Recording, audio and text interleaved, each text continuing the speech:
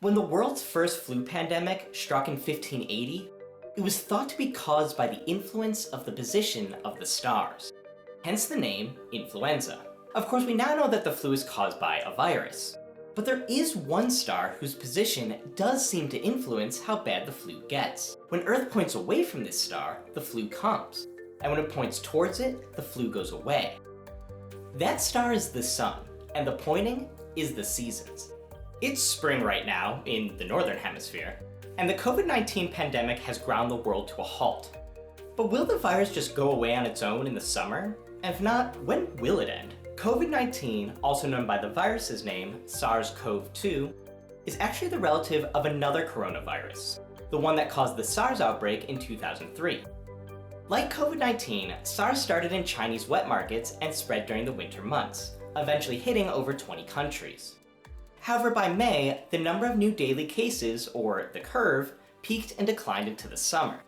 And on July 5th, 2003, the WHO announced the global SARS outbreak was contained. The flu follows a similar seasonal pattern, peaking in the winter and dropping off in the summer. The calendar is flipped between the northern and southern hemispheres, but the seasonality is the same. And while the flu is not itself a coronavirus, it shares a lot in common with the virus causing COVID-19.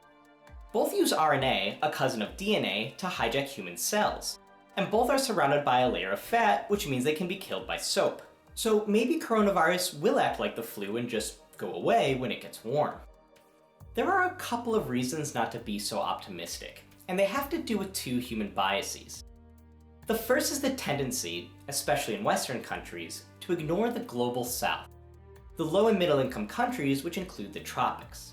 Because while places that have summer do show a drop-off in flu, places that don't, like the tropics, sometimes have two flu seasons, or even have flu transmission year-round. The second bias is the oldest trick in the book.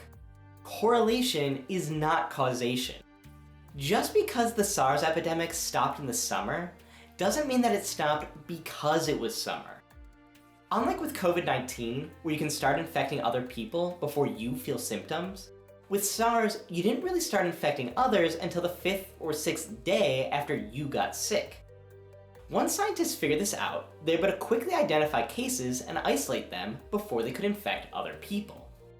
Good public health is what brought the SARS epidemic to a halt, which, coincidentally, happened to be in the summer. Even if coronavirus does go away in the summer, it may not be cause for celebration, judging from past pandemics.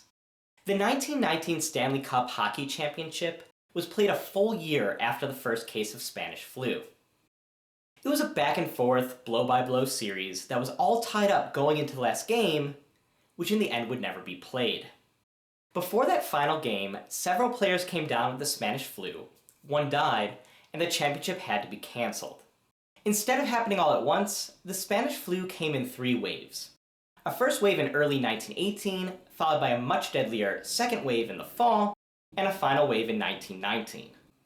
It's tempting to think of a pandemic as a natural disaster, like a hurricane, that hits, does real damage, but then goes away. Unfortunately, that's not the case.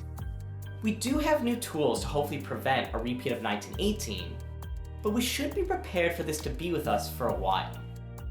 Coronavirus could drop at times, leading to relaxed social distancing, only to spring back, which may require new public health measures. We can figure out ways to reopen our lives while still protecting those most vulnerable. But to do so, we need to not only think about the weeks ahead, but also to prepare for the months that follow. Hey everyone, hope you're staying healthy. Please let me know your coronavirus questions in the comments section below. Also, check the description for more information, as well as links to some organizations that I'll be donating my relief check to, which, if you're feeling secure, I'd encourage you to do the same. Stay safe.